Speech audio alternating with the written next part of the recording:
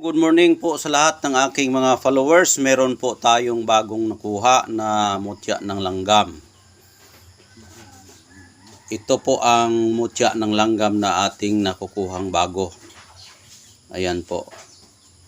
Ang may-ari sa langgam na ito ay kulay pula na langgam. At napakaganda po siya dahil pula po yung bato. Ayan. Pula po yung bato na langgam na ating na pagkuna ng kapangyarihan at birtud. Ayan. Nakuha ko po ito araw ng Martes. Ito. 1 week na bukas. Dahil Martes bukas, 1 week na. Ayan. Dahil tag-ulan na po ngayon dito sa amin, kaya madali pong matunton ang ating mutya dahil lalabas po yung langgam na kanilang pinamahayan kapag tag-ulan. Kaya madali tayong makakita ng kanilang mga bahay. Ayan. Sa nagtatanong kung ano po ang birtud ng langgam, itong mutya ng langgam ay maganda ito sa pampaswerte at pamproteksyon. Ang nagdadala ng swerte sa langgam ay isa po siyang hardworking dahil araw at gabi po yan siya maghahanap ng pagkain. At yung proteksyon naman sa kanya dahil nga hindi po yan basta-basta mapasukan ang kanyang bahay dahil nga po ay mangagat po yan. Ang langgam ang pinakamataas na espiritual na material na ating pagbasa dahil nga lahat ng gumagalaw sa ibabaw ng lupa ay walang ibang makapagbenepisyo niyan ay ang langgam. Kahit nga anong klaseng hayop pa yan, kahit nga gaano pa katapang yung mga hayop, ay walang ibang makapagbenepisyo kundi ang langgam. Ayan. Pero yung langgam ay mahilig po yan sila sa mga matatamis at mga karne-karne. Ganyan po ang ugali ng langgam. Kahit nga mga anong nilalagay mo sa mesa mo ay walang ibang makapagbenepisyo kundi ang langgam. Kung ang langgam ay mamatay ay hindi na lalanggamin dahil langgam na siya. Mamatay po yung langgam ay mabubulok agad yan sila. Walang ibang makapagbenepisyo kundi ang lupa lang. Babalik agad sa lupa yung langgam. Pero kung ang mga langgam na ibon ay mamamatay, ang makapagbenepisyo langgam. At kahit anong klaseng hayop, basta mamamatay ang makapagbenepisyo po yan ay langgam. Kaya ang langgam po ay mahirap po yan makagat ng langgam dahil siya ay langgam na. Yan ang kanyang abilidad.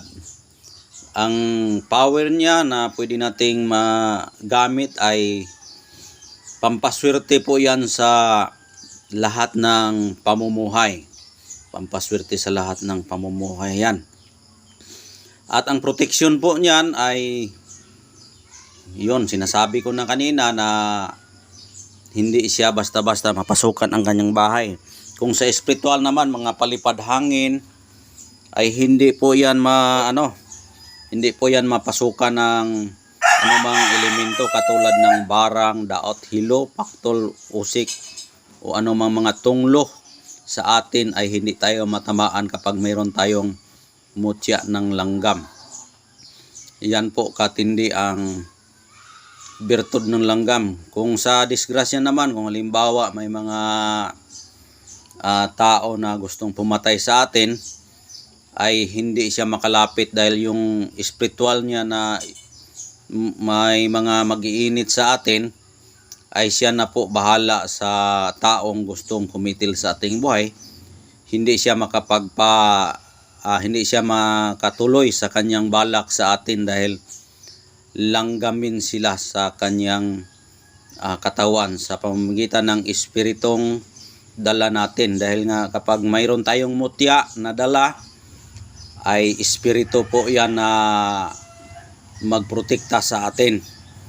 Dahil kung ano ang ating mga kung ano ang nasa isip natin kapag karga natin ito, halimbawa may tao tayong na agrabyado o may taong nagalit sa atin, dahil nga lahat ng tao na magagalit sa atin, malalaman natin yan dahil nga magdaan po yan sa material na pag-aaway. Dahil hindi tayo makahanap ng kaaway kapag hindi madaan sa ating personal na pagtatalo. Ayun, kapag nagtatalo na kayo, siyempre kaaway na ninyo yan sa espiritual. Pero hindi pwedeng magpatayan dahil nga kung magpatayan naman ay agad-agad po yun mag-react ang ating mutya. Kung sa isip naman na matapos kayong mag-away, sa isip na magdistansya kayo, o yun, magmuni-muni na yun sa'yo, malalaman mo ang kanyang mga plano at ito ang magprotekta sa'yo, yung mutya ng langgam. Kaya mahirap ito mapasukan ng iyong mga kalaban kapag mayroon kang bertod na ganitong klaseng mutya. Kaya napakaganda itong gamitin sa protection at pampaswerte, itong mutya ng langgam. At ang kagandahan din dito, siya po ay isang pula. Ang pula kasi ang pinakamataas na kapangyarihan sa lahat ng mga mutya. Dahil ang pula po ay nakasimbolo po sa ating dugo na magproteksyon talaga sila sa atin. At lumalaban talaga yan sila sa atin kahit ano pa ang mangyayari sa atin. Kahit kamatayan pa yan ang abutin natin, ang pula talaga ang mananaig. Dahil ang pula kasi ay nakasimbolo sa ating dugo na nananalaytay sa ating katawan. Kaya karamihan sa mga nagdadala ng proteksyon, pula talaga ang kanilang binabalot. At ito po ang ating mutya ay pula rin ang may-ari sa langgam at pula rin ang kulay sa mutya niya. Kaya napakataas po ang kanyang grado sa espiritual na mutyang ito. Ayan. Nakuha ko po ito ay araw ng Martes, 1 week na bukas, dahil bukas Martes bukas, ngayon Lunes kasi ngayon. Hindi ko ito agad na-vlog dahil obserbaran ko muna yung kanyang bertod kung hindi ba siya magpalit ng anyo. Ang tanong nyo kung bakit, may nagtatanong kasi kung paano ito kukunin. Ang pagkuha sa mutya ng langgam, kapag makakita ka ng bahay niya, mas lalo na kapag bilog ng buwan, ay puntahan mo yan siya sa kanyang bahay sa tuwing gabi. Hukayin mo yan, mga 1 feet, malaman mo yan na may mutya dahil ang kulay sa kanyang mutya ay nagfluorescent yan, para siyang ilaw na fluorescent. Nag-aamag siya kulay. At ang pagkuha niya, nakahubad ka lahat at barahin mo, huwag kang pumatay na kahit isang pirasong langgam na kanilang mga hukbo, dahil kapag patayin mo yung isa sa kanila ay hindi magpapakita ang kanyang mutya. Ganyan po ang proseso sa pagdala at pagkuha ng mutya ng langgam. Ganyan po, kasi kapag patayin mo yung kanilang isang hukbo ay hindi ito magpapakita. Kung ikaw ay kagatin, titiisin mo na hindi mo mapatay yan, kasi kapag mapatay mo yan, hindi mo ito makikita. Iyon po ang aking maisasabi sa araw ngayon ng Lunes. Kaya mataas na po yung oras natin. Kaya kung gusto ninyong ganitong klaseng mga mutya, ay may iniwan akong number dyan. At paunahan lang po kayo. Mag-avail kayo kung magkano ito.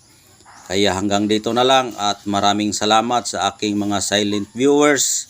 At ang aking mga followers hanggang ngayon ay nandyan pa rin kayo. Hindi kayo nag-iwan sa akin. Kaya hanggang dito na lang. Maraming salamat at God bless po sa inyong lahat.